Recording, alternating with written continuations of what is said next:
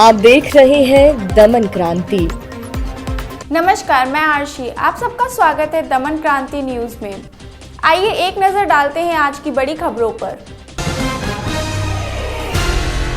तय समय पर होगी जेईई नीट परीक्षा, गैर भाजपा शासित राज्यों की याचिका सुप्रीम कोर्ट से ठुकराई।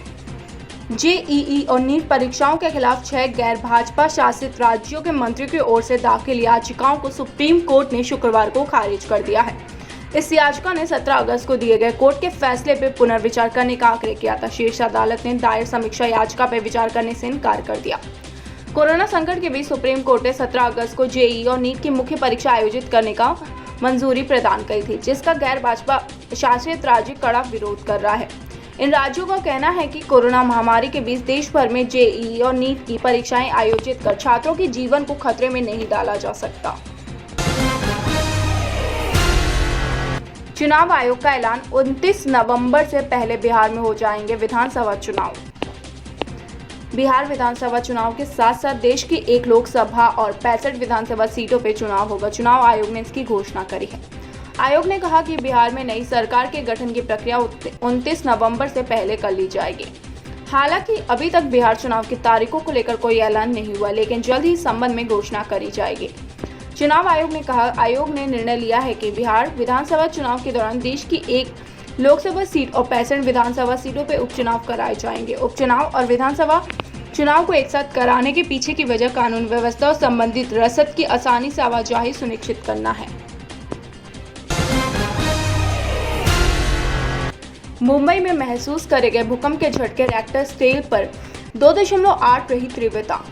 महाराष्ट्र में उत्तर मुंबई से 91 किलोमीटर उत्तर में 10 किलोमीटर पर शुक्रवार सुबह भूकंप के झटके महसूस करे गए। भूकंप की तीव्रता रिएक्टर स्केल पर 2.8 रही। यह झटके सुबह 10:43 पे महसूस करे गए। यह जानकारी नेशनल सेंटर फॉर सीस्मोलॉजी ने दी है।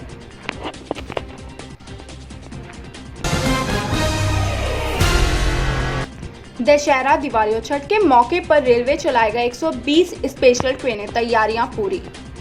कोरोना काल में ट्रेनों में की गई कमी और आने वाले मुख्य त्योहारों को देखते हुए भारतीय रेलवे फेस्टिव सीजन में स्पेशल ट्रेन चलाने की योजना तैयार कर रहा है।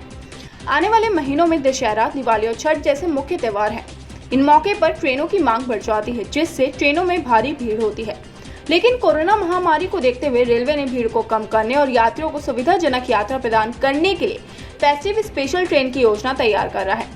फिलहाल चल रही या ज्यादातर स्पेशल ट्रेनों में वेटिंग लिस्ट 100 के पार पहुंच गई है, लेकिन रेलवे ने और नई ट्रेनों को चलाने की तैयारी कर ली है। सूत्रों के मुताबिक रेलवे 120 फेस्टिव स्पेशल ट्रेन चलाने की योजना तैयार कर रहा है, लेकिन कोरोना महामारी के चलते अभी तक महाराष्ट्र और पश्चिम बंगाल की राज्य सरकारों ने अपने राज्यों के लिए मंजूरी नहीं दी है। ऐसे ही डेली न्यूज अपडेट के लिए जुड़े रहिए दमन क्रांति के साथ। चैनल को लाइक करना, शेयर करना, सब्सक्राइब करना ना भूलें।